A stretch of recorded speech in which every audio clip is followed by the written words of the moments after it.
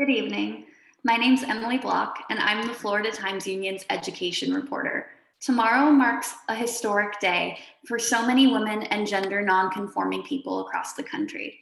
As Kamala Harris prepares to be the first woman and the first woman of color to rise to the highest office, our newsroom sought to find out, how does this series of events make our local community feel, especially our community's youth? That's how this discussion came about, to give today's youth an opportunity to ask questions and climb the same ladder as the women who came before them. Together with Jacksonville's I'm a Star Foundation, we're thrilled to present to you Girl Talk, this series of discussions between local teenage girls and local trailblazing women who have made huge marks on our community. Because of the number of powerhouse women we are featuring tonight and as many questions as we want to take, this talk will consist of two 45-minute panels, and we'll tell you when the next one is coming. Again, we thank you for being here and look forward to hosting more community discussions in the future. Now, I'll hand it off to Demaya Dukes. Good evening. I am Demaya Dukes, and I am a star, a smart, talented, and resilient ninth grade student attending Patsy School for Advanced Studies. Tonight is special. Tonight is exciting. Tonight is empowering. Tonight, on the eve of the inauguration of America's first female vice president, we will have a conversation with adult female leaders from various professions. So get ready, because you're getting ready to see girl power unleashed. So let's get started. Journey Butler is a senior in the early college program at John Ribault Senior High School, and she will serve as tonight's moderator. Journey, the platform is all yours. Thank you, Demaya, and good evening. If you look at the Zoom platform, you will see a diverse group of beautiful, brilliant, bold, and wonderful women and girls. Our teams will ask questions, and panel members will have an opportunity to share their thoughts. As mentioned earlier, the panel is divided into two segments. The first 45-minute segment will feature the following dynamic women: the Honorable Elizabeth Anderson, Chairman of the Duval County School Board; Jennifer Carroll, former Lieutenant Governor, State of Florida; Katoya Wilkins, Director of Juvenile Justice Programs, Kids Hope Alliance; Dr. Diana Green, Superintendent of Duval County Public Schools; Donna Orender, former NWBA player and CEO of Orender Unlimited; Dr. Barbara Darby, Board of Directors, Kids Hope Alliance, and former president of FSCJ North Campus; Wanda Willis, Director of Community Engagement and Inclusion at the Cumber Museum; Mary Kelly Palka, editor of the Florida Times Union newspaper; Nicole Thomas, president of Baptist Medical Center South; Lena Pringle, broadcast journalist with WJXT Channel 4, and the Honorable Judge Rhonda Peoples Waters. The second 45-minute segment will feature the following phenomenal ladies: Liz Castro DeWitt, Executive Director of the Florida Beverage Association; Deborah Norman, Parent Coordinator for the I'm a Star Foundation and former guidance counselor; Felicia McLaughlin, Educator, Duval County Public Schools; and we have a mother-daughter team: Sharice Terry Dees, a registered nurse in New York City, and her beautiful 85-year-old mother, Miss I'm Geneva. not 85. Are you not? Miss Geneva? Not 85. I'm sorry? I'm not 85. Okay, let's correct it. How old are you? I'm 80. I'm 82. 82. Her beautiful 82-year-old mother, Miss Geneva Terry, a retired educator; Dr. Dana Krisnar, Deputy Superintendent, Duval County Public Schools. And we have two school board members who serve together: the Honorable Martha Barrett, Senior Vice President of the Bank of America, and the Honorable Christina Barnes, an entrepreneur; Lakeisha Burton, Assistant Chief and Zone Commander, Jacksonville Sheriff's Office; Nicole Ham, Community Advocate; and Bishop Pat McKinstry. We have all of the ladies here to demonstrate that it takes a village.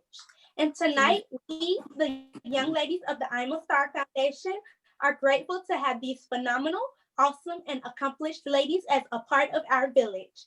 Are you ready, ladies? Yes.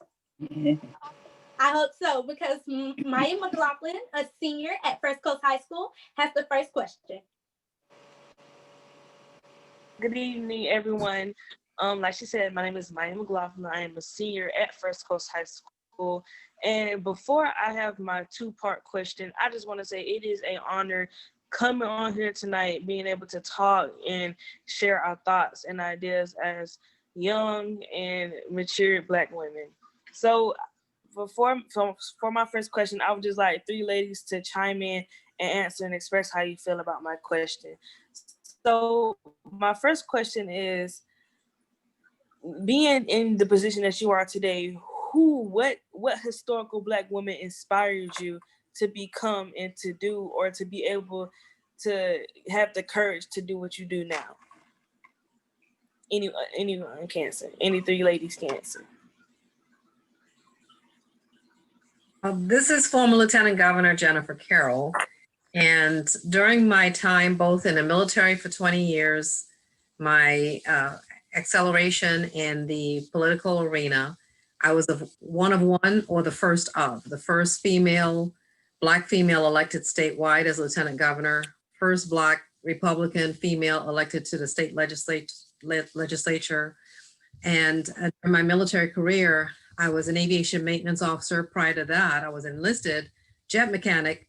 And when I moved up through the ranks to receive my my officer commission, not a time that women were prevalent in that field. So that was in the late 70s. The Navy had just opened up much of the aviation community to women. So most of my naval career, I was one of one, the only Black female, the only Black female officer. It was a very lonely place at times.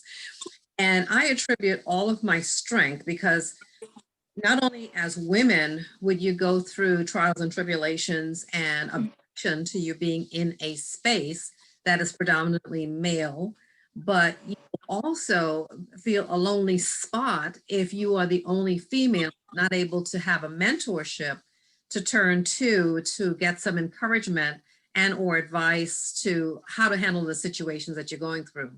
But what prepared me first and foremost was my belief in God and my faith that grounded me. And I learned that through my mother. My mother was a strong Leo. She was a woman of God. And she was also a very classy lady in that she was a lady. She presented herself as a lady. She showed me how to feel comfortable within myself, how to feel confident within myself, and how to make myself approachable to people such that I will gain their respect, not to diminish who I am because of the space I'm in. Now, sometimes you get into a space where you feel uncomfortable and you feel that you may have to join with the crowd. But my suggestion and advice to all the young ladies listening, you be yourself. Do not join the crowd. They usually there's a saying that says, it's just too crowded at the bottom. So why stay on the bottom? Rise to the top and be yourself, be comfortable in who you are, and utilize that to your benefit. That's a wonderful answer. Maya, if it's okay, I can raise my hand and give you an answer. Is that okay? Yes, ma'am, of course. Okay, thank you. As many of you know, part of my career was being president of the WNBA, a league we see now. Amazing women have used their voices for social justice and change. During that time, people would ask, well, who do you most admire? And like Jennifer Carroll, I too, as a woman, felt very isolated and continue to actually feel marginalized in some ways that I think it's about time it stopped, but not yet. And people would say, who do you admire? And I didn't think of a person by virtue of their color, but I will tell you to this day, the woman I think of most, who I tried to aspire in my leadership thinking, is Rosa Parks. And it's Rosa Parks because I always felt that this was an individual who did the right thing for the right reason against incredible, risk and potentially personal harm, but she did it because she believed in what she was doing was the right thing. And often I would sit and face issues of consequence and say, I want to have the courage of Rosa Parks. And I believe courage is such an important virtue for all of us, an important value.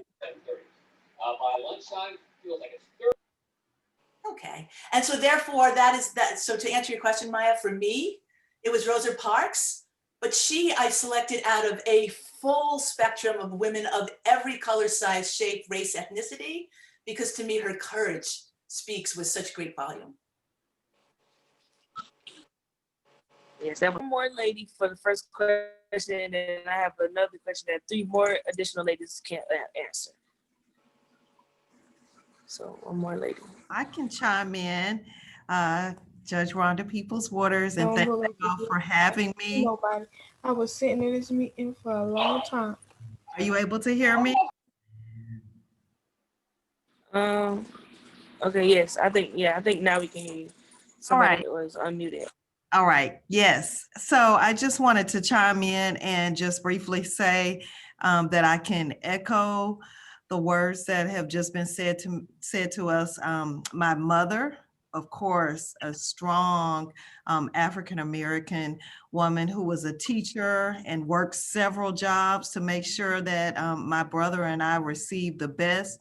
And her mother, my grandmother, Helen Chestnut, had a strong hand in raising me. She went to school with Coretta Scott King, and that just lets you know the strength and the lineage that we have of mothers and grandmothers. My other great grandmother picked cotton, so those people had an instrumental part in my life, and that's why when I think about their sacrifices for us, what we have to go through now, it's certainly a tremendous hurdle, but it's nothing compared to the sacrifices that were made for us. And I also have to throw in there Harriet Tubman, who I believe, was so courageous, as Donna just mentioned.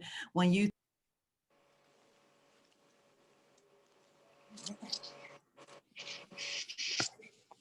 Did she leave? Yes. Okay, well.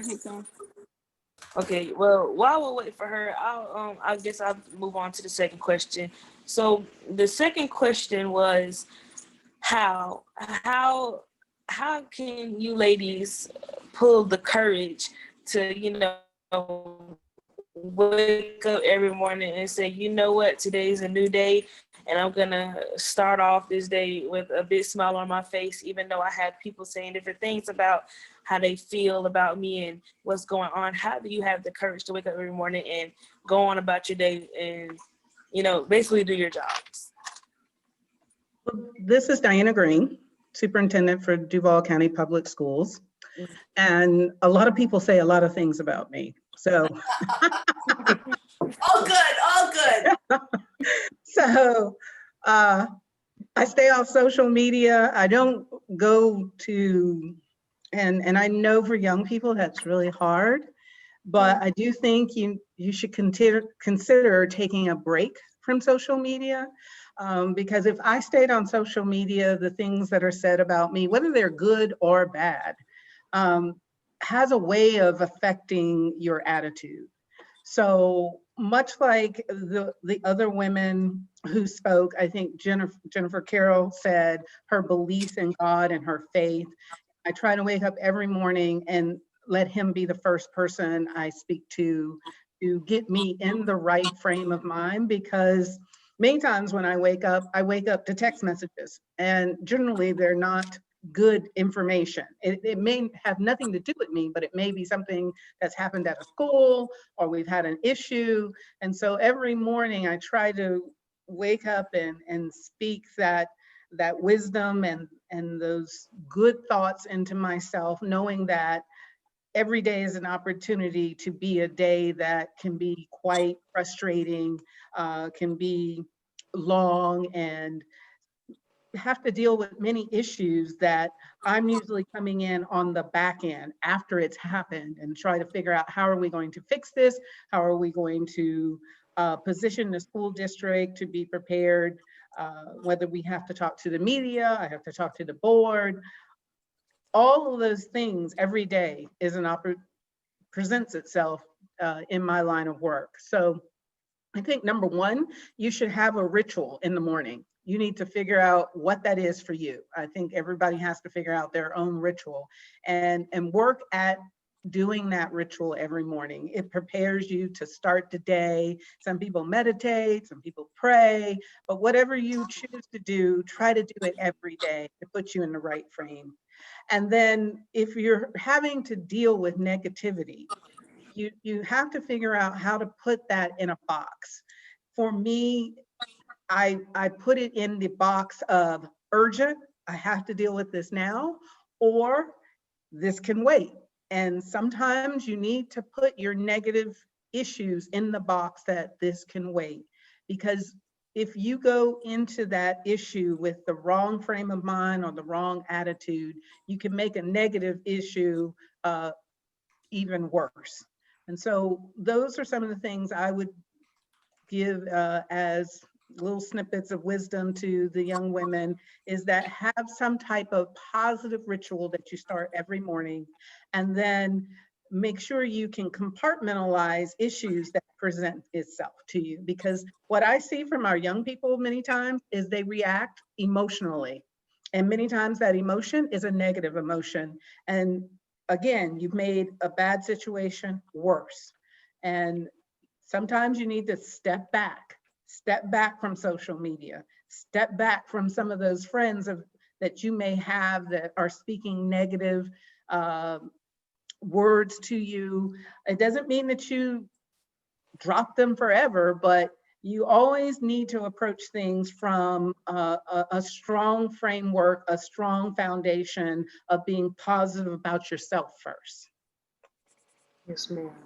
This is Mary Kelly Polk. I'm the editor of the paper. If I could just add to that, I loved everything that she just said, and it made me think two things to kind of help you to get through. One is to have a great support system, to find a Diana Green or a Donna Orander or a person in your life and people in your life who will help keep you on the track that you're trying to go on. That always helps. And we all have people. I am sure that you could talk to the women on this panel and they will all say that they have a great group of support. But I think the foundation, the fundamental part is also all of these women have in common, they're doing something that they find with great purpose, passion. They're serving. They might be doing that through health. They might be doing it through politics or law or education and a variety of different things, journalism in my case, but I just know there's a greater purpose and I must keep pushing through, even if it's a bad day, even if something didn't go the way that I wanted. And I can rely on that group sometimes of support if it's a little tough, and then to start every day a new one and just keep going.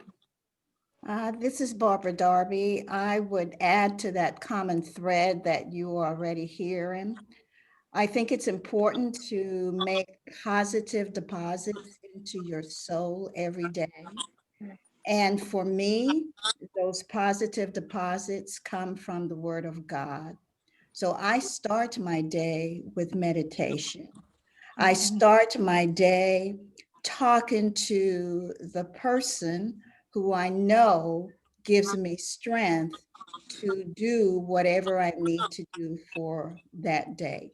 So make positive deposits in whatever fashion you choose. For me, it is prayer, reading the Word of God. Then secondly, you have to remember that when you have purpose and you have a goal and you have something to do that benefits others, you don't have time to listen to negativity because you are busy doing something good. And why would you allow someone's negativity to impact you in such a way that it keeps you from doing the good things you need to do? So stay focused on your goal. Yes, ma'am. Thank you. If anybody else has any feedback, please let me know. If not, we can move on to somebody else who has a similar question or any more questions. Thank you, Maya, for that question, and thank you for everyone who answered. I want to apologize to Dr. Lorraine Husman. I forgot her in the introductions. And in the response from Ms. Oriender, she said that she dealt with social isolation in the workplace. And that led me to a question. How do you guys cope with the isolation of being women in careers that are riddled with men? I know Dr. Peoples Waters she was the first Black female judge in Duval County. So maybe she could relate to being isolated in a room full of male judges, or Lena Pringle with WJXT being on the air and in the eye of the public all of the time. So how do you guys deal with the bullying or the isolation that comes with being in the public eye? Anyway, can answer. Okay. Hey, y'all. This is Lena Pringle. I'm with WJXT. I am so honored to be a part of this conversation. I did stream all along with your question as well, Journey. I've been told a phrase my whole life, like probably since I was 2 years old: to whom much is given, much is required. And I've also been told that no matter what space I'm in, I need to take it all up. So I think that I have a unique privilege of being in this generation where I was raised on the shoulders of generations of women that no matter where they were, what they were doing, how they looked, they were going to take up all the space, no matter what that space looked like. So I would encourage all you young women to remember, especially me having a career that is constantly criticized. We deal with thumb warriors on the internet. We deal with angry viewers in person. We deal with people who don't read the news, but still critique the news, So I think one thing that keeps me focused and away from all of that, as a common trend that you heard several other women talk about, was positivity. I'm a big positivity person. I'm a big motivational person. I'm an encouraging person. And I think that when I wake up each day, I understand that my purpose is much larger than any negativity that I could face in one day. And so being a faith-filled person as well allows me to navigate around a lot of unnecessary trenches. And the truth of the matter is, while things are changing, and they are changing progressively quicker than what some women may have seen even in earlier stages of their lives, the truth of the matter is that being a woman, you're still a minority. If you're Black, you're a double minority. And then don't let you be in a field, as you mentioned, Journey, that's riddled with men, then that's even a triple minority. However, I think that you have a unique space when you are in those positions because you are there for a reason. And I think that staying focused on that is what allows me to get through. And to echo Mary's point, building a network. I have a huge supportive family. I got friends. I have this amazing community. I have mentors, mentees. I have constantly worked around myself with people like mine, so I'm moving forward, so that if negativity comes up or if I feel extremely isolated one day, there's at least 50 different people I could call up and be like, hey girl, listen, okay, we got to talk. And you also have to give yourself a little bit of grace, because as you are evolving into your career, into womanhood, as you grow up, there are going to be a lot of different trials and tribulations. And as a strong Aries, I like to say that I have it all together sometimes, but most of the time I don't. So I am learning that through grace and allowing myself the ability to vent and have a special network around me, that is what allows me to constantly overcome the negativity. Because that's the one thing about life, negativity is going to come, but the one thing that you can control is how you react to that. So I would encourage you all to keep a heart of gratitude and gratefulness, because I think that that will allow you to be able to look past temporary moments of inconvenience for longer versions of realities or dreams that you want to fulfill. And that's what's going to keep you pushing. But you got to find that fire, and you got to bring that fire every single day. Okay, baby? Because one thing, the sun does not care how bright it shines. So you don't need to care about it either. And people will adjust. They will adjust, especially if you show up authentically as yourself. Yes, and I'll just chime in. And first of all, giving honor to the other African-American female judges. Thank you for that question. But I was the first African-American female judge to be elected. And there were 3 others that were appointed prior to my election. And it's so important. The quote that keeps running through my mind is that power concedes nothing without a demand. And we as women, we as African American women, just as a society, has to really, I think, take this time, take this opportunity to make sure that we own where we're supposed to be, and then we work our butts off. I am still here right now at the courthouse. That's how we show them that we are qualified, that we are well capable of handling anything that we are purposed to do. We're going to outwork anyone that comes beside us and make sure that they see our excellence. And so that's just what helps me to get through this. And it may take me longer. I may have to work harder, but it is so worthwhile to make sure that we can open the doors for you all so that hopefully it'll be a little easier for you. And I must admit that my experience, even just in these last few days, has been so welcoming. It seems so tough when you're getting to this point, like how could I ever make it through? And remember, on my 18th try, that's how I got to sit in this seat. But there were 17 no's before I got to this point. So I just hope that it's encouragement to you and young ladies, regardless of what your race is, that you will continue to push past all of the no's that you will definitely encounter in life. I'll just jump in and add, first of all, I am just absolutely honored to be on this call with all of these wonderful women here this evening who've done so many great things in our community. And thank you for allowing me to just take a moment to share some simple words of wisdom. And I'll just start off with, although I may be the first, I won't be the last. And those are the words that were spoken by our soon-to-be Vice President Kamala Harris that resonate so deeply with me as it relates to where we are at this particular time in this country. And I'd just like to share with each of you, and listening to Lena and our judge Rhonda and all the great things that they're doing here in the community, that just think about yourself and that you always know that you are enough. Just think about you are enough. We're strong, we're relentless, and we're, of course, resilient. I've always believed that in order to achieve whatever goals that you set out to achieve, that you, first of all, have to believe in yourself, set your goals, and just continue to work hard. And those are just a few of the things that, with so much going on in our community and in our country, in our world, I think that you can be the change that you see, that you'd like to see in the world. And I would just like to recommend that you surround yourself around positive people on those days when things seem really difficult, when you're the only person at the table, the only person of color, or the only woman at the table, that surround yourself with people that can uplift you each and every day. And always make sure that you show up, you speak out, you stand up, you volunteer, you vote, you get involved in all of those things that matter to you and all of the things that bring focus, and you can be the change that you'd like to see.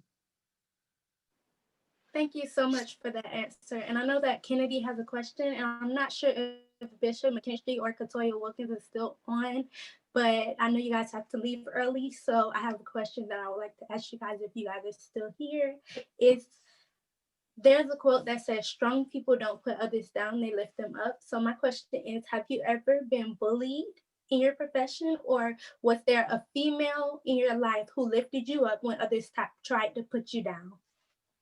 Yes, this is Katoya. That was a great question. And being bullied happens on a regular basis, and it just doesn't happen to kids. It happens in your workplace as well. And you just have to dust off those shoulders, because it's going to come. And you have to surround yourself with what I call my sister circle. And I'm a member of Zeta Phi Beta Sorority Incorporated, so I want to shout it out. And I also want to shout out our Vice President-elect Kamala Harris, who's a member of Alpha Kappa Alpha Sorority Incorporated, along with Miss Bernie, and I'm sure maybe some other amazing women on this My call. soror too. Yes. And we also have Dr. Darby, a member of Delta Sigma Theta Sorority Incorporated, and Donna Orinda, a member of Sigma Gamma Rho Sorority Incorporated. So those are that's part of my sister circle and who I lean on in my life when I'm going through rough times, because it's going to happen. It does happen on a regular basis. And you know, I've been in this field for a while now and working. I still look to people with more experience and information to guide me on those times when I'm having a difficult period and I'm not sure how to deal with it. So it comes, and no, not just to young ladies who are in high school or in college, whatever level you are in your life, you're going to face challenges. It's how you deal with them. And I try to look at myself. I make decisions and things that I do in my life for the best interest of the whole, and what's going to make a difference in the long run. You know, I want to figure out what that purpose is and what the goal is in life. And if I'm making decisions based on what's popular, then I can't always live with myself with that. So I have to do what's in the best interest of everyone else. So I'm using, I guide and I go in life based on what will be the best for the outcome of the whole, especially working in the field of juvenile justice. And I know, Journey, you mentioned earlier today that you're interested in going into juvenile justice. So it's really important to have a focus on what's best for the long run for kids in that field and not just a short-term goal. So leaning on that sister circle, making the best decisions for the long-term goal, and just staying positive. And when you have those rough days, just get up, dust yourself off, and just keep going. But don't let it stop you. Don't let it stop the purpose that you have in this life, because it will be tough. It will be hard. You will have those days when you cry, when it will be hard to figure out going on. But I pick up the phone, and a lot of these amazing women that are on the call today, I've actually picked up the phone and called them on several occasions when I'm having some rough times. So you just got to find your sister circle and just keep pushing and keep striving, and to be the best that you can be. So that's my advice for challenges in this world. Well, I want to be part of. Are we ending? No, I want to. Can you hear me? Can you hear me? Yes. Yes. Yes. Okay. I want to say before I'm just delighted to meet such strong women. I speak from, let's say, the religious circle. I stayed in education for about 28 years, but during those times, I was still in ministry. As I worked in the secular sense and yet in ministry, the worst place that you can ever be bullied in is in the pulpit area. And so I have been blessed, in spite of it being the first one in my generation. I'm in my 70s now, to graduate from college with several degrees, had tremendous doors open, was able to speak at the Vatican and many of the places. I was asked to come over in the United Methodist Church, and the church that I went to, I was the first female they ever had, first minority that they have ever had, and first non-United Methodist, as they called me. So that was a challenge that I've had. But again, my faith is the one. And I'm a writer, and whatever I want to set goals, I find out that when I set a goal and I write down what I want to accomplish, that has been my measuring rod for me, along with my faith and strong people. So it's anything, once you write your vision, where you want to go, it's nothing that's impossible for you. And again, I heard many of you talk about your prayer life and how you get up and meditate. That has been my direction. And I'm a fighter. When someone tell me that it doesn't belong to me, I don't qualify, or I can't operate here, that gives me the more to prove to them, yes, I can. So I am so delighted in this time I've been taking notes to hear and see so many beautiful women of every color. I'm blessed because I pastor a multicultural church, and I was able to become independent. And so I've been blessed. I wanted to have a school. I started a school. I wanted to establish a credit Bible college. I have that already set. So you still never get too old. I don't know what I'm doing next, but I have a great grandchild that Betty and I share together. So that's taking up my private time. But again, it's been wonderful. But whatever you do, young women, and even the older ones that's on, still keep aiming. Live until you don't live anymore. And whatever you see that you want to accomplish, go for it. This Lieutenant Governor Carol again, and your question is so pointed because throughout life, we will always experience somebody that's going to bully us in some form or fashion. And particularly if you're in a male-dominated environment, it's going to happen. But how you respond is going to determine your success. You cannot respond angrily to the situation because once you do that, now they have control over you. I had an uncle, a late uncle, that would tell me to think 10 times and speak once. So you give that opportunity to just cool down and think about the situation. And sometimes a response is not even needed. We just celebrated the birthday of Dr. King. And just think back on his life, all of the obstacles that he went through, but how he was able to cross that bridge across all barriers and boundaries of people was to succinctly and methodically create a plan of action and go to the table of those that can make a change. Oftentimes, if we're being bullied, we may tend to complain to somebody else that cannot make a change or make that difference. So to understand in your circle, who can make that difference and that change. I share a small story with you. When I was coming up in the Navy, I had a lot of that I had to deal with: sexism, racism, bullying. I was in a male-dominated environment where many of the senior male enlisteds did not want a female, let alone a Black female, in their circle and environment. And being 19 years old, never experiencing that before, was a shock. I couldn't talk to my mother about it because she couldn't even understand anything like that. So I was just on my own. However, I pulled myself back and started to assess the situation and understood that if I didn't, if I responded responded angrily or in a tone that could impede opportunities for other Black females coming up, that I had an obligation now to do it the right way.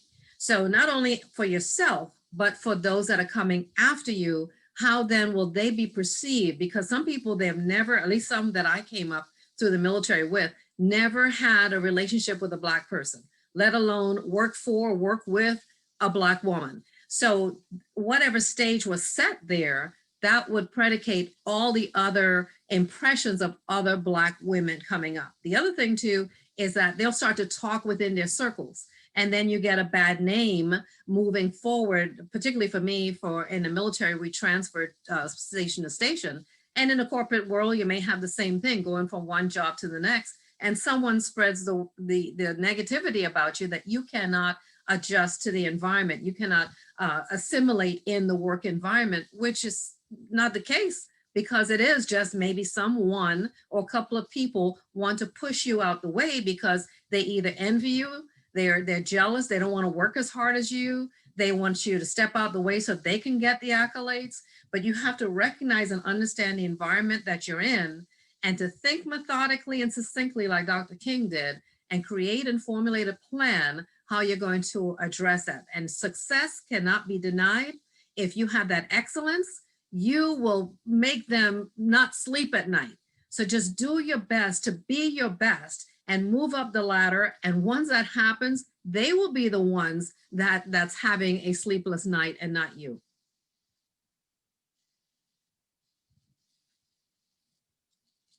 Thank you so much for that answer. Kennedy has a question. Yes. I wanted to ask Ms. Dees and Ms. Terry how they feel about Kamala Harris making history and how they support each other as a mother and daughter.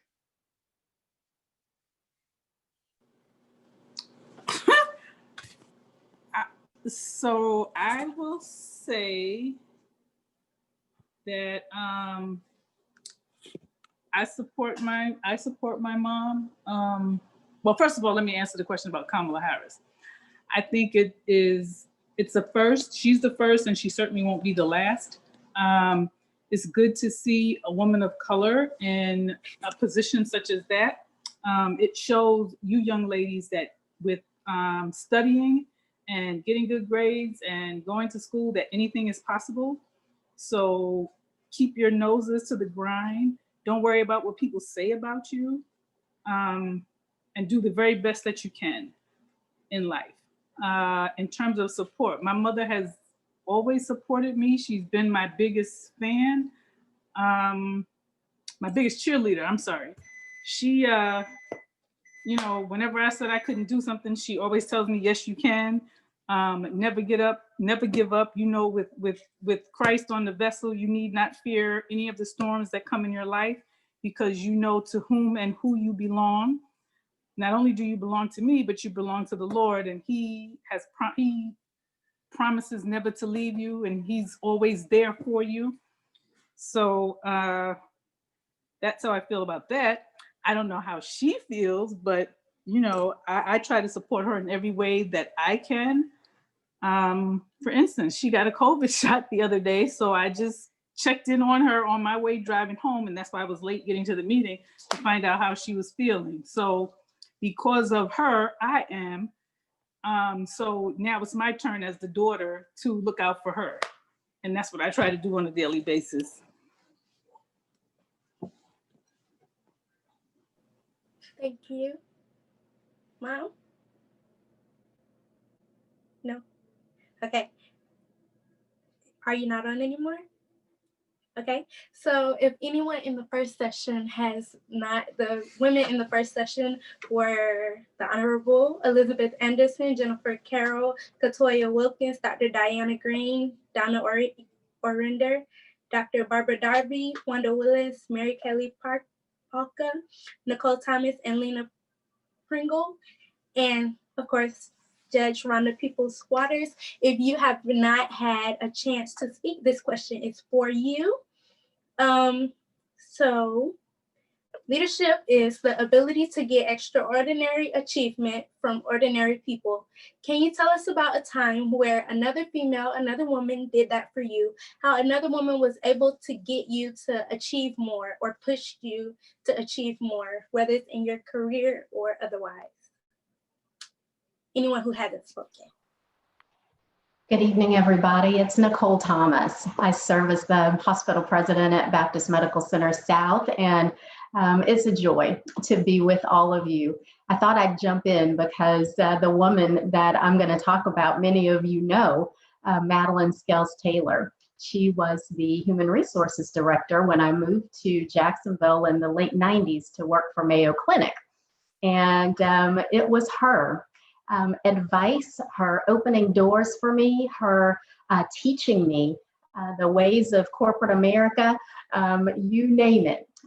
She was that supporter and the person who provided so much guidance on how this works in corporate America, because of course, as a new comer, you just don't know what you don't know. And so one piece of advice that has stuck with me over the years that I think is applicable tonight for all of the young ladies is there is room for those who are good at what they do.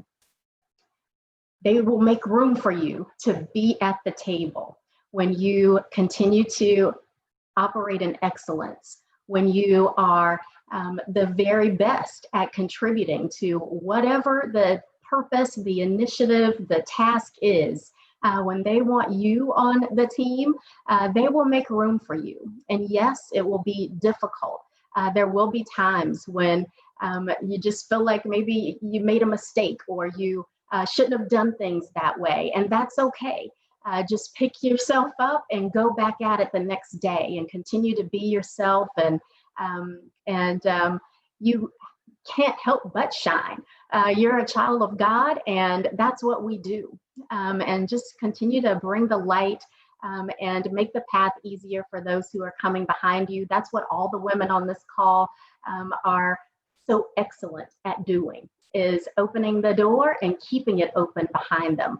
So I too am the first hospital president at Baptist, but I I know I won't be the last because I have a whole compadre of young people coming up, and I take every opportunity to share with you guys that it's possible. And so I hope that all of you will be inspired to break your own glass ceiling, because there are still those to break.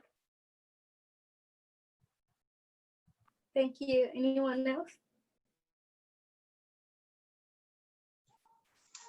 I will share. Make sure you can hear me all. Fantastic. You know, I think of my mom when I'm thinking of, you know, someone who encouraged me. And it's funny because one of the things she would say to me all the time was, don't be a doormat. You know, it was just a simple thing to say, but it really taught me not to be fearful, and to keep trying. And that if I failed at something, it was an opportunity to learn. And I was always game for failing forward. And so, you know, when I think about women that inspire me today, or to be in the role that I'm in now, I work with young girls, I work with young people in my day-to-day career. And it is not necessarily the generations that came before me, although there were many that were incredible. But what inspires me and the women that inspire me are you, and the young people that are looking to us. And Maya asked before, you know, who were the trailblazers? And I would say to you all, the women that are on this call tonight, these are the firsts in their field, and these are the people that are setting beautiful examples for our community. And so I'm honored to sit with these brave women. And I will also say that one of my favorite quotes from Ruth Bader Ginsburg is, women belong in all places where decisions are being made. And so whether you are a person of color or you are not a person of color, as a woman, you belong, period. And I'll throw out another quote because that's what I like to do. Her name is Audre Lorde. She's an American writer, but also a woman of color. And she said, if I didn't define myself for myself, I would be crunched into other people's fantasies for me and eaten alive.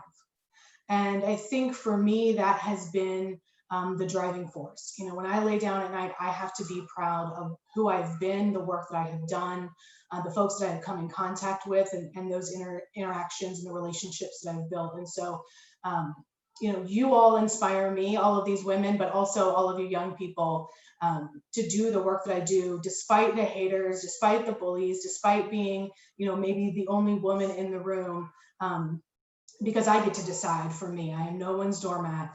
And I hope that you all take from our conversations tonight that there have been those that are coming before you, but if you look around, even just a generation removed, they're right here. You know, they're right here with us. And so thank you for having me here tonight. And I'm excited to be a part of this beautiful group of women. Chairwoman Anderson, I'm sorry, Journey. Chairwoman Anderson, I don't usually comment while the girls or the kids are on Zoom, but could you please repeat that quote that you said about being crunched? I thought that was just absolutely superb. That's something that we could all take away from this chat. So could you please repeat that again? Sure, and again, these are the words of Audre Lorde. If I didn't define myself for myself, I would be crunched into other people's fantasies for me and eaten alive. Love it. Sorry about that, Journey. I'm sorry, I broke protocol. It's okay. Thank you so much, Chairwoman Anderson. And we have about 5 more minutes in this session. So if anyone has any final remarks, then you can go ahead and say them now. And then I'm going to turn it over to, we're going to do the final remarks right now. Journey, this is Katoya. I have one final thought too that I want to share with you guys. You have to always believe in yourself. Always believe in yourself. If you don't believe in yourself, you can't convince anyone else to believe in you either. So you have to have that self-confidence. So believe in yourself that you can achieve anything that you want to achieve, and you can do anything in this life that you want to do. Believe in yourself and you can convince anyone else to believe in you as well. Okay, and that's my final thought I want to leave you with. Turn it back to Emily. My final thought, may I share, Betty? Yes. My final thought to the young ladies is to make a plan and work your plan. Things will not happen just because you dream of it. You must dream, but then you must make a plan, then you must work the plan, and you must surround yourself with those who will help you on that journey to achieving what you have set your eyes on. And never, ever forget the Lord in that picture. Thank you. Miss Emily from the Times-Union. Thanks, Journey. Hi again. If you're joining us late, my name is Emily Block. I'm a reporter with the Florida Times-Union, and this is Girl Talk. Ahead of our first woman and woman of color vice president of the United States being sworn in tomorrow, we wanted to give Jacksonville's young people, particularly young girls, the opportunity to ask trailblazing women in Duval County how they've gotten to be where they are. Thank you to our first round's participants. Now we're on to our second and final round for the evening.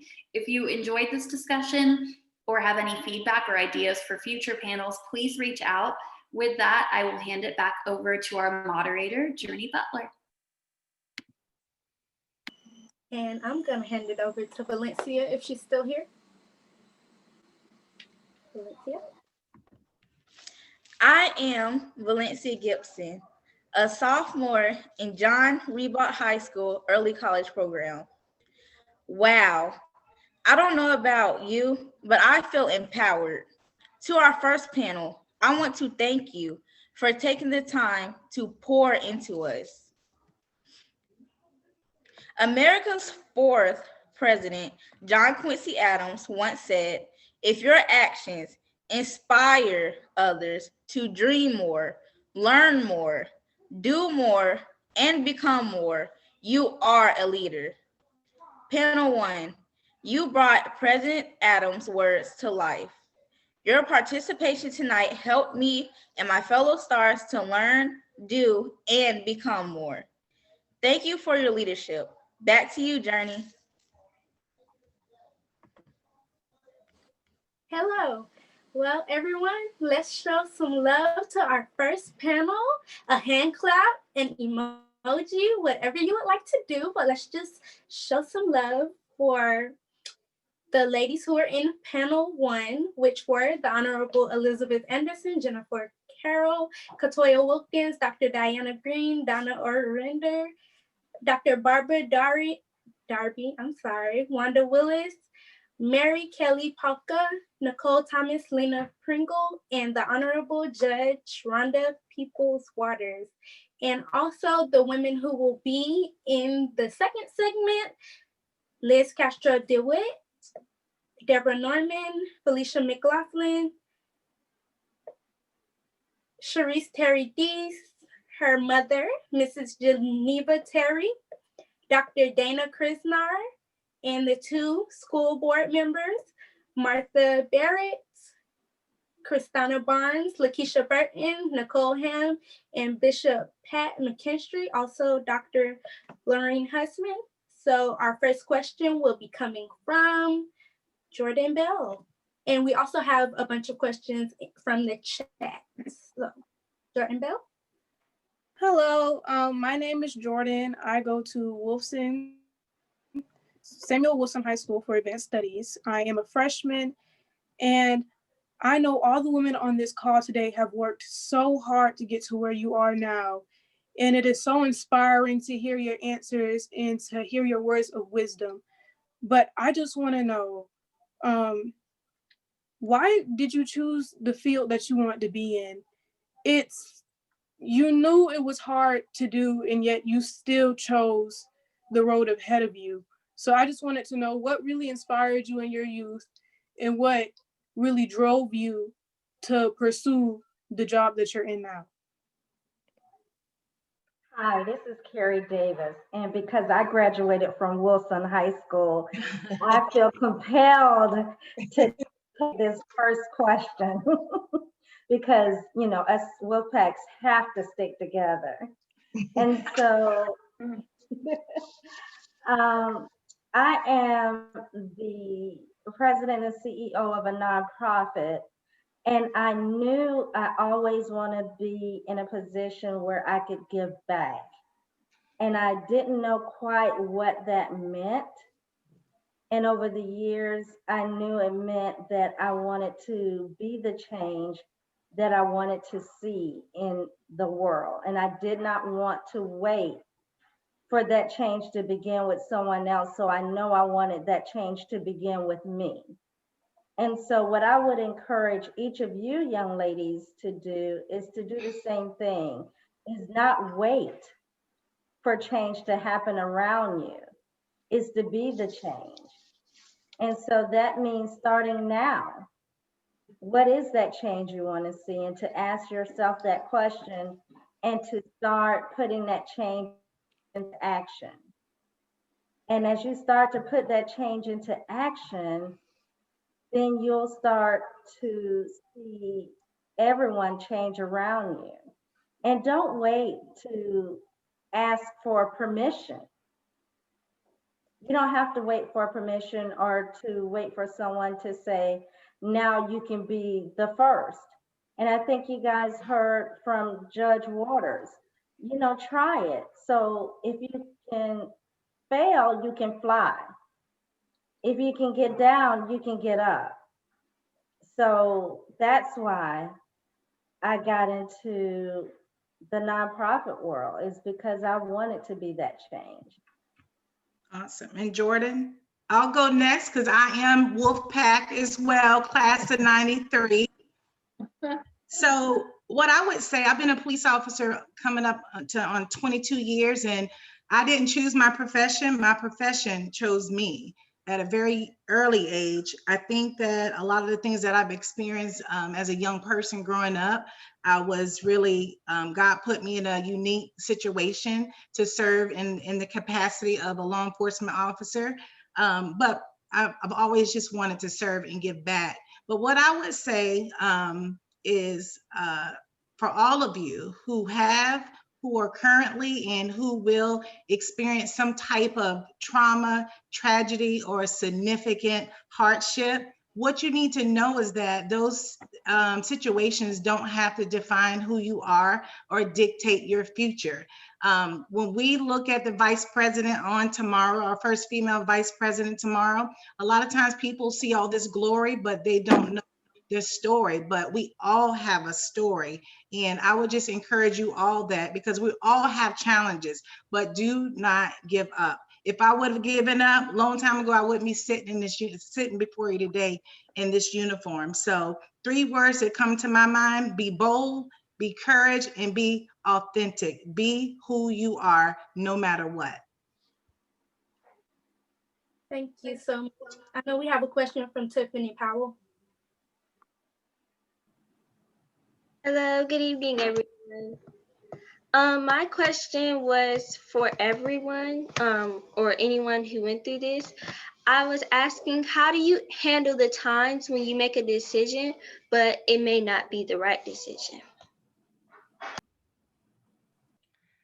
I'd be happy to take that on. This is Chris Barnes. Can you hear me? Yes. I'm a former school board member. And I served with Mrs. Burney and Mrs. Barrett. And I made a comment once that I thought was off the record, and it wasn't. And it was on the front page of the newspaper. And I started getting calls the minute, it was the Sunday morning newspaper, as a matter of fact. But I started getting calls saying, oh my heavens, you have to call the newspaper and have them retract that comment. You couldn't possibly have said that. And I said to the first person, oh no, I most certainly did say that. So you have to own it if you make a mistake. What I said was the truth. However, it didn't probably need to be said on the front page of the newspaper. And you can't shy away from it. If you believe in something, you have to stand up for what you believe. Someone else, I can't tell you exactly who would now said that earlier, but you have to You have to feel comfortable with the decision you're making. You can't make it because somebody else wants you to make it. You have to do what you believe is right and look at yourself every morning in the mirror and be happy with who you are. Hi, I don't know, can you hear me? Yes. Okay, this is Elizabeth DeWitt, and I wanted to take that question too. I'm so honored to be here today with all these great women, and I really enjoyed the story that we just heard. I think as I'm listening to all of us here, I think knowing Betty Burney and the students, we're all very overachievers and probably have high expectations on ourselves. So when you're talking about making mistakes, one of the things that stood out to me is having grace. We know God has grace for us, but I think sometimes we don't have grace for ourselves. And making mistakes is part of the process. And I think, a lot of times I've been laid off a few times in my life and it seems devastating, but then, another window opens and you go into something even better. So I really encourage all you ladies here, as you're being authentic, which I'm hearing a lot about, and being yourselves and being true to yourselves, to also remember to have some grace with yourself and give yourself permission to make mistakes, because that helps make you into the person you're going to be later in your career. Thank you. Tiffany Powell? Yes, I had another question. This was for Miss Barnes and Miss Bear, if you're still on the call. And I was wondering, how did you feel working as a team? And did you work with younger women or young people your age, and how was that experience? Martha, are you there? I don't know if Martha's still on the call. But I'll say that I've really enjoyed working as a team. I think that that's what made Mrs. Burney and Miss Barrett and I, the years that we were on the school board together, that we were able to make the decisions that were best for the community because we did work as a team. We didn't try to individualize and just be concerned with the district we represented. We tried to be more inclusive and learn more about each other's districts. But Martha, I think, is still here, so I think she could add something.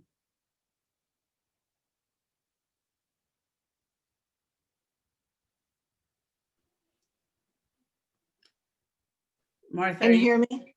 Now can you hear me? Now we can. Okay. Well, I think and I'm sorry, I don't know if you can see me or not, but it's good that I can say something. I also want to say something to the young ladies about teamwork. Miss Barnes and I were elected to the school board in 2000, and Miss Burney came on in about 2004.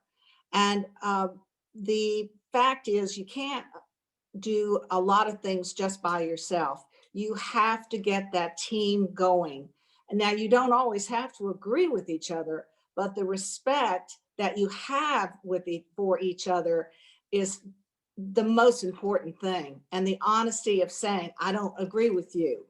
And women sometimes are thought not to be able to do that. But I think we proved other side when we only had one man and 6 women on the school board, and many times in our life, Mr. Zuri was the 7th member, and he certainly learned a lot from the women.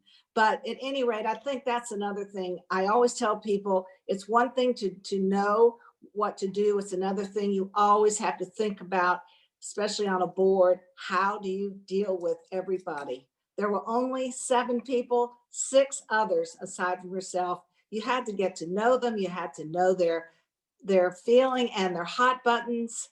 And it was a wonderful experience. And I know I really, with Miss Barnes, and then of course Miss Burney's in obviously here, it was the greatest experience of my life. I really mean that. It was just fantastic. I also would say to people, don't think the politics isn't a wonderful calling.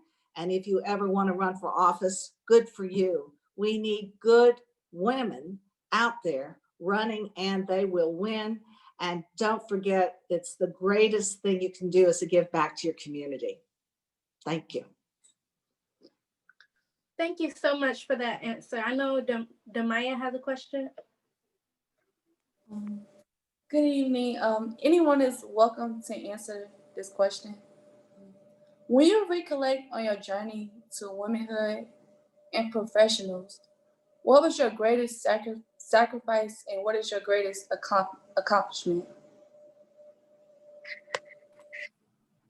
I can answer that one. Oh, sorry. Go ahead. Okay, this is Laureen Husband. I think for me, my greatest sacrifice was to leave my homeland and all my people. I came to the United States when I was 16. And because I had a plan and I wanted to work that plan to get educated to where I wasn't relegated to the same role as women in my country at the time, which was my only other path was to get married. And I definitely did not want to get married. So I left my homeland when I was 16 and came here by myself. The greatest achievement, I would say, is to be able to affect public policy and also to surround myself with amazing women and mentors, of which Miss Barney is one of them.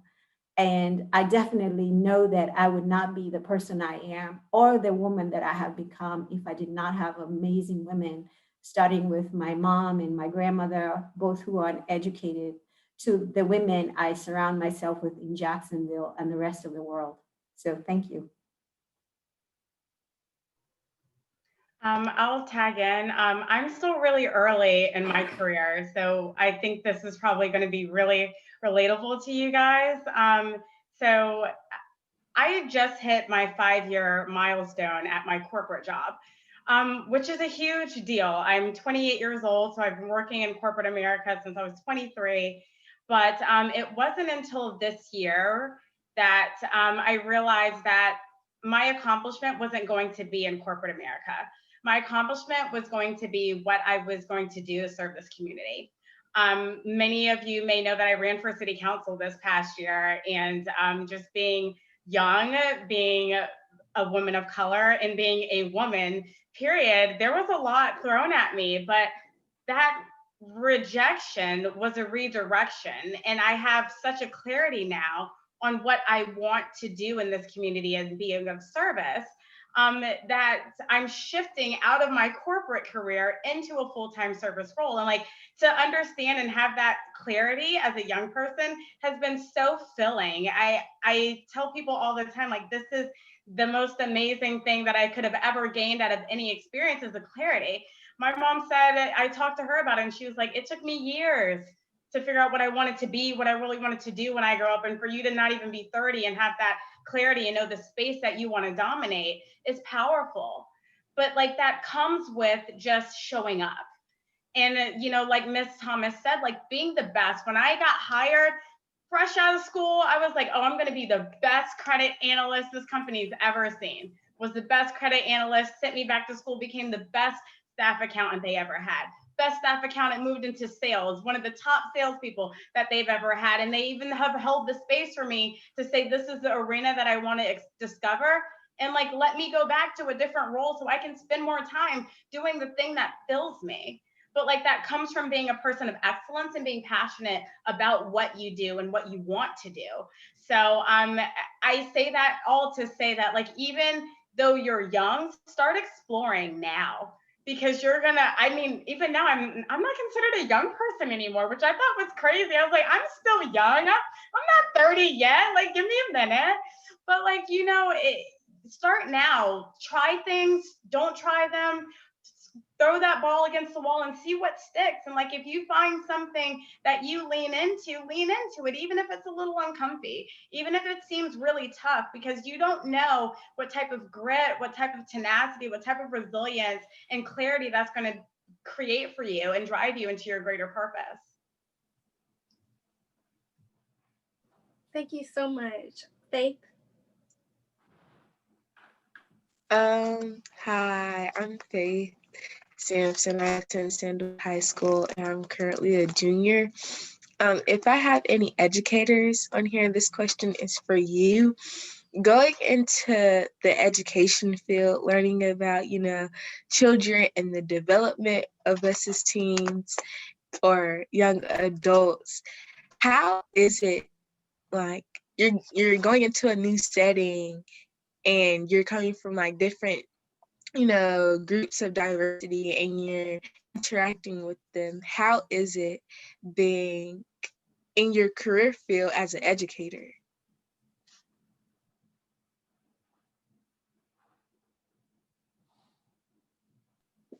Hi, this is Felicia McLaughlin. I am a Duval County School Board teacher. I'm not sure I got all of your question. However, me coming in, yes, I believe that I can bring something to the plate. So someone actually said something prior to about putting your negatives into a box, because sometimes when you're new coming in, that you're the outside person. So you have to put those negatives away, put on those positives. And a lot of people said that you have to have your dream, your plan, make those goal settings, have your planners out, make sure you get your deadlines, make sure you, whatever you're there for, you're aiming to get it done, and in a team-like manner. Because one thing, your whole goal, your ultimate goal is to make sure you are edifying the student or servicing the children that you are charged with. So we want to make sure that we're fostering whatever positive and whatever drives that they're wanting to do, whatever gifts that they have that's been placed upon them, to make sure that we steer them in the right direction. It's not like we get children or students to come to us as clean slates. We just need to add to and direct those energies that they have into a positive direction, in a positive manner, and continue to make sure that we feed their dreams. And once, I think someone said something about rejection was a form of redirection. Well, often a dream deferred is not a dream denied. We just have to continue to be resilient, as you lovely students are taught, and to never give up and keep on striving. Thank you so much, Ms. McLaughlin. We have some more questions from the chat. So it's going to go in this order: Valencia, then Ashanti. So Valencia. Hello. So I have two questions. The second one's kind of a two-part question. I know we talked about feeling isolated from men. Have any one of y'all ever felt discriminated or isolated against y'all former female workers? And for the second question, dealing with sexist comments, have y'all ever saw yourself changing because of these comments, and how did y'all redirect yourself into continue to be you? Great question. Yeah, I'll take that question. So part of my job, I do a lot of construction work. And oftentimes, being out in the field, you oftentimes even find that my peers as women, they second guess me because I am a woman.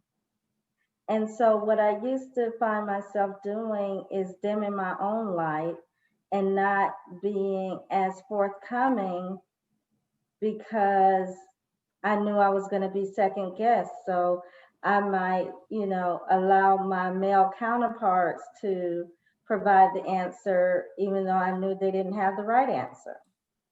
And, but now I go out on sites and I have a great pink hard hat.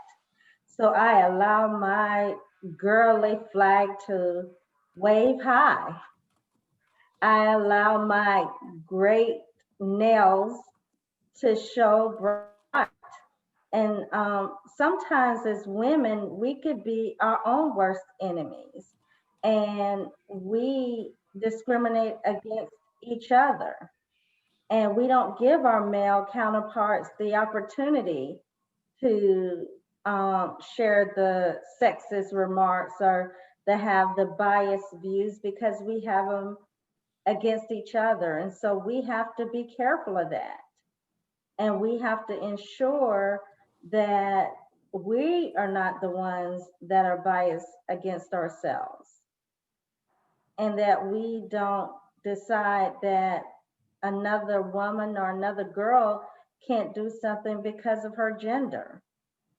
So yeah, we can sometimes be our own biggest critics. Thank you so much. Anyone else for that question? Hi, this is Dana Krisner. And I just wanted to add a little bit to what she said. I think that sometimes as women, we're taught to be that other women are our competition, because sometimes there's only so many seats at the table, and we see that as we're competing against other women for that one seat. And so we really need to be the kind of women that once we get to the table, we pull up seats for other women. I grew up in the Midwest, and we have this term, it's called Minnesota nice. And I guess in the South, the equivalent would be bless your heart. So there's a difference between being nice and being kind. And so let me give you an example. My husband's cousin was getting married, and everyone up in Minnesota was saying, "Oh, B, you look so beautiful, you look so beautiful." But she had accidentally tucked the back of her dress, her wedding dress, into her pantyhose. And so they let her walk down the aisle with her wedding dress tucked into her underwear. They were being nice to her. In fact, they were being so nice, they weren't being truthful. A kind person would have said, B, come here and let me fix you up. We need to be the kind of women that lift each other up and really have an abundance mentality about spaces for other women. And they will be created when we lift each other up and create places for each other. So I love the quote, be the kind of woman that fixes another woman's crown without telling the whole world that it was crooked. And so that's the kind of woman that I know that I want to be. And all these women on these calls are my inspiration and my heroes. So I love seeing all of you. Thank you so much. Okay. And I'll just add something about the sexist comments. Obviously, coming into law enforcement 22 years ago in this male-dominant profession, it was mostly males that I was around. So I think I had to grow. And I think part of that is how you carry yourself, what you say, what you do, how you act. If you act like you're one of the boys, you know, you'll hear a lot of that talk. But I think sometimes we go into these spaces where we're able to change that culture. And I think that as more women got hired with our particular agency, and we came in being women, not men, but, you know, and being competitive, doing the things, being proficient in the things that the men were doing. You just gain this respect. And I think a lot of it is our command presence when we go, how we dress, what we look like, what we allow these conversations. So all of that will determine, you know, what people feel comfortable doing and saying around you. So we can control that. Thank you so much. We're coming towards the end, but we have more questions from the chat. So we have Ashanti. Yes, first off, I want to say that this is a very inspiring moment for me and my fellow stars. My name is Ashanti Foster. My question is, how do you deal with people who may undermine your jobs? Anyone can answer that question. I'll answer that question. I have learned, and again, in talking to my mom, who is my best friend, you have to pray for those people. And you just have to know and do and be the best that you can possibly be, and read and know what you're talking about. So they can't say that you don't know. But you do have to pray for them. I also think you need to get to know those individuals, because I believe we're all part of a village.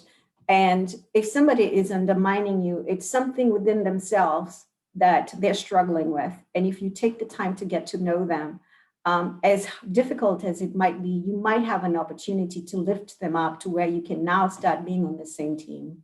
So always look for opportunities, even when those individuals are bullying you or being negative against you. If you have a chance, try to bring them along with you to figure out what it is in their life that's going wrong, because something is.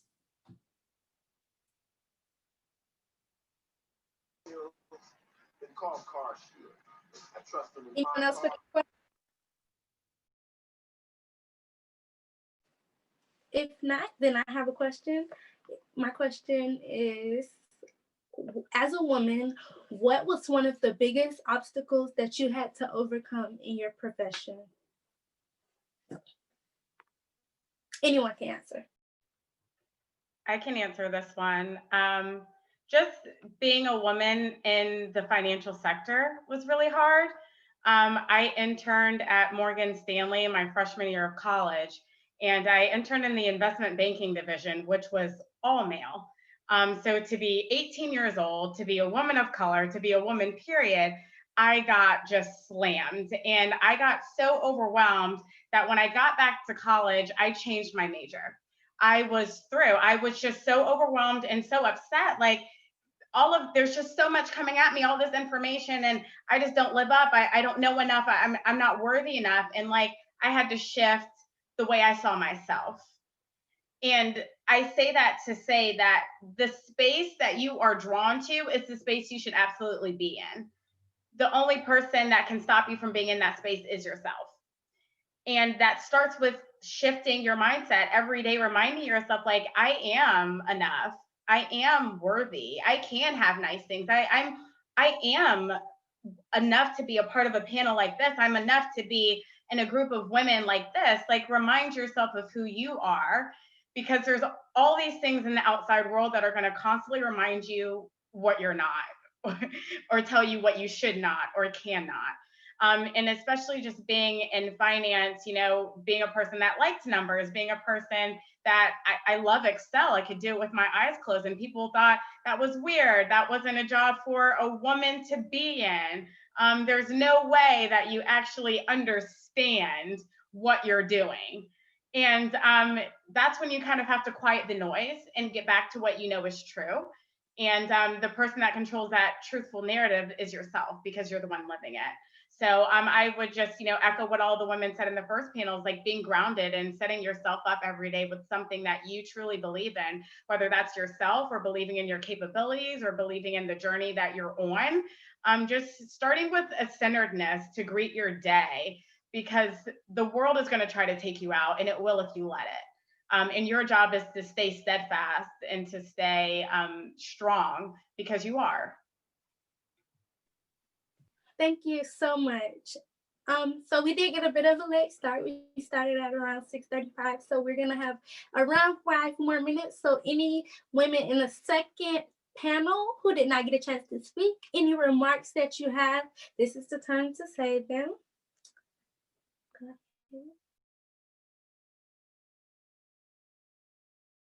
So everybody spoke?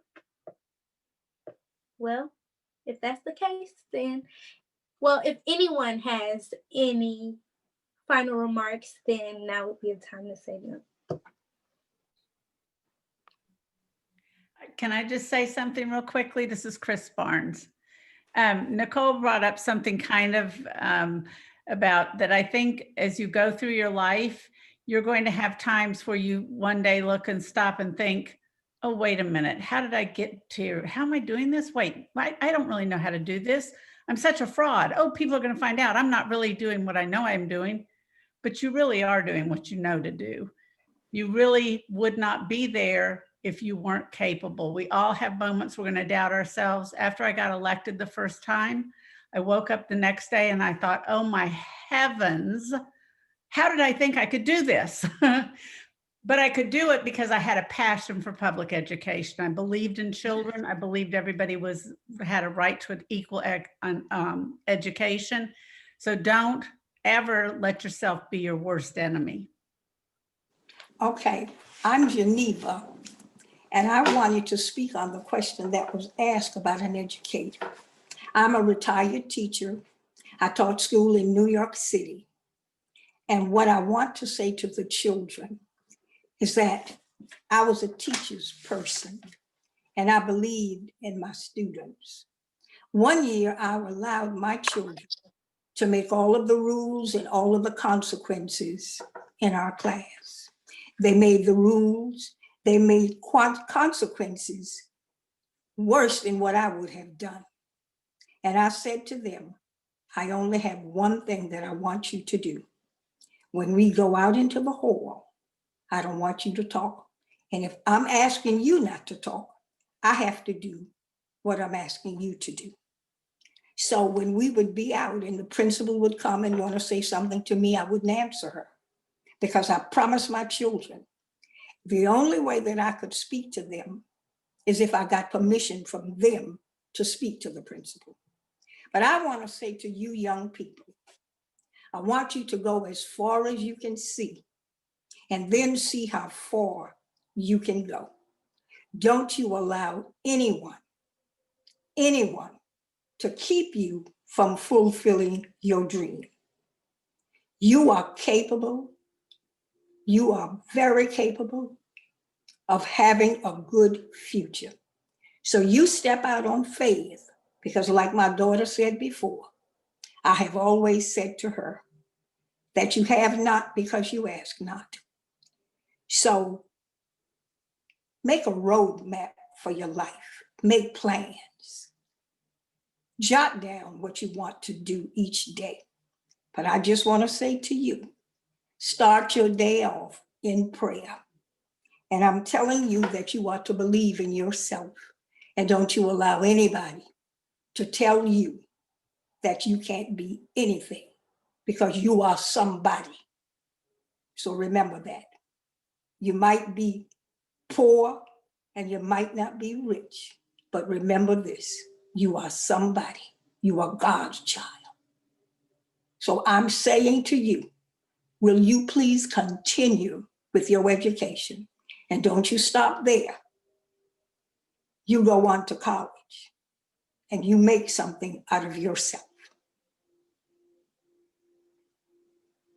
Thank you so much, Ms. Terry. So we have one last question from Ashanti, and we're limited on time. So can we have one person to answer this last question, and then we're gonna close out.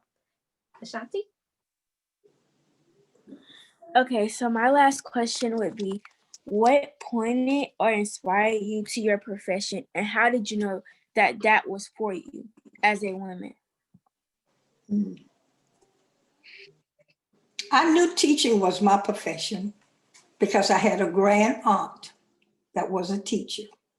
And I was inspired by many of my high school teachers. You see, I'm a children's person. I love children.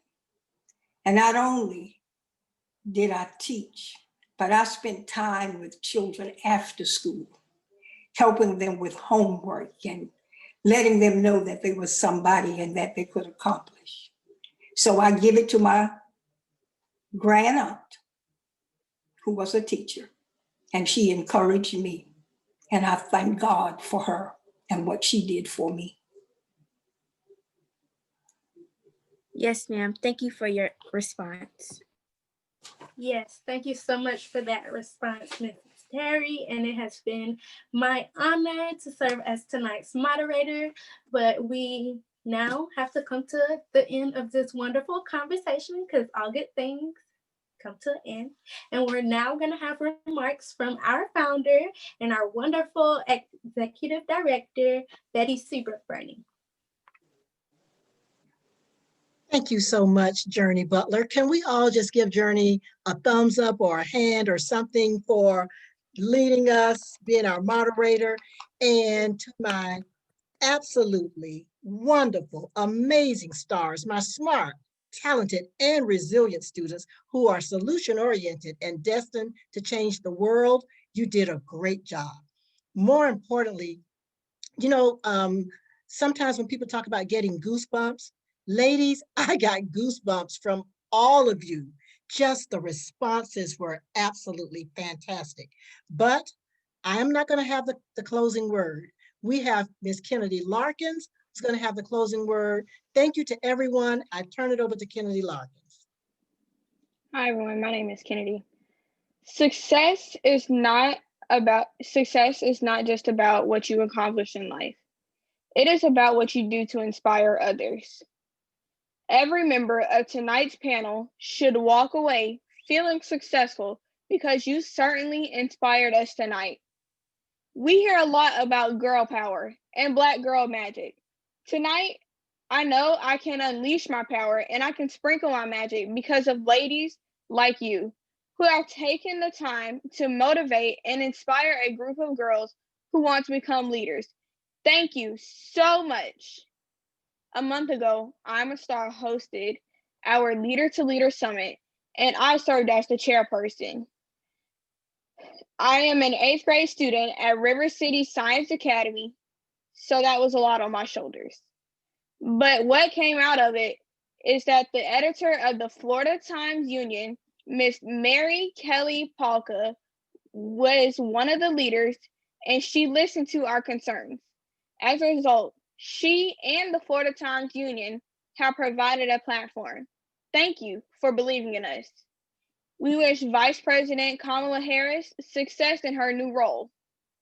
Finally, for those of you who do not know, STARS is an acronym for smart, talented, and resilient students. So tonight, I close by saying, my fellow STARS, we have been inspired by these phenomenal ladies, and now it is our time. We have got to use the I Am a Stars podcast show, the I Am a Stars YouTube channel, and I Am a Stars Empower Me app to empower, motivate, and inspire girls. #GirlPowers. Let's lean forward and